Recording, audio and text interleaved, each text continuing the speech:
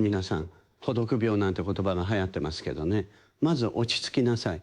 で、病気じゃありません。人生の必修科目です。逃げても留年するだけ。どうせなら、首席で卒業なさいって話なのよ。今の時代、親友がいない、誰とも深くつながれないって騒いで、寂しさをごまかすために、SNS で、いいね、気食をする。あれね、砂漠で塩水飲んでるのと同じ。飲めば飲むほど喉が渇くの。あなたが欲しいのは承認じゃなくて安心でしょ。まずね、はっきり言いますけど、本当の孤独ってスマホ閉じた後にやってくる静けさのこと。その静けさに耐えられないから、みんな画面にしがみついてる。でもね、その静けさこそあなただけの心のジムなのよ。筋トレもしないで筋肉つかないでしょ。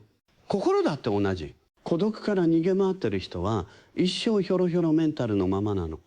国は孤独孤立対策推進本部なんて作って法律まで作って居場所だのコミュニティだのと頑張ってる。ありがたいことだけど勘違いしちゃダメ。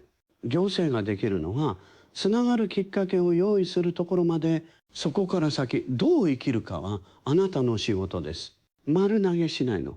で、孤独病から抜け出す一番の方法を教えてあげるわ。誰かを探す前に自分の中身を面白くすること。これだけ。辛いけどこれが本質よ。中身スカスカのまま理解してくれる誰かを求めても来るのは同じレベルの迷子だけ。お互いにすがりついて共倒れして終わり。寂しいって言葉はね、だいたい暇と虚栄心が混ざってるの。やることなくて。でもプライドだけは高いから孤独がやたら惨めに感じるのよ。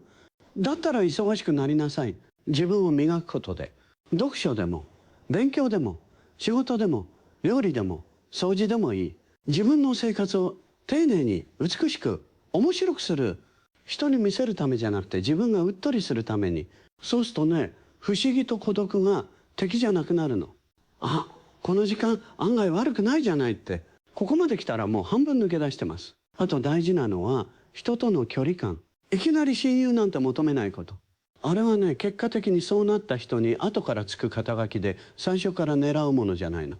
必要なのは腹六分の付き合い。ちょっと喋る店員さん、顔見知りの近所の人、たまに会う趣味仲間。そのくらいの緩い関係を大事にしなさい。根こそぎ分かり合おうとするから苦しくなるの。もう一つ残酷な真実を言いますけどね、孤独を完全に消す方法はこの世にありません。どれだけ結婚しても子供がいてもフォロワーが何万人いても最後は一人で死ぬの。だから賢い人は孤独を消そうとしない。孤独と一緒にうまく生きる方に発想を変えるんです。そのためのコツを3つ宿題として渡しておきます。1つ、夜寝る満30分はスマホを閉じて一人の時間をあえて味わう。苦しくても逃げない。2つ、今日会った人に1回でいいから自分から笑顔で挨拶する。解釈でもいい。人間関係の筋トレよ。3つ、自分のためだけの小さな楽しみを毎日用意する。誰にも見せない。報告もしない。自分の秘密のご褒美。それを続けているとね、だんだん分かってくるの。ああ、私って一人でもちゃんと生きられるじゃないって。その瞬間、あなたの孤独病はもう治り始めてるのよ。最後に一言。孤独を恥ずかしがるのはもうやめなさい。孤独を持ってない人間なんて薄っぺらいだけ。大事なのは寂しさに飲まれず、それを燃料に自分を育てること。孤独は罰じゃない。人生からの招待状。逃げない人だけが深くて面白い大人になれるのよ。さあ、スマホを置いて自分の心とデートなさい。